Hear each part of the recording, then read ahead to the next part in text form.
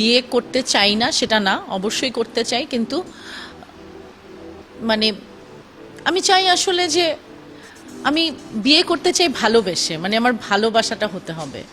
তো ভালোবাসাটা হলে তখন আমি বিয়ে করতে চাই, যে আমি সারাদিন কাজ করব, বা আমি কাজের পর আমার যাতে মনে হয় যে আমি ওই মানুষটার জন্য আমি কখন বাসায় যাব, ওই অনুভূতিটা যদি আমার না থাকে, তাহলে আমি বিয়ে করতে চাই না।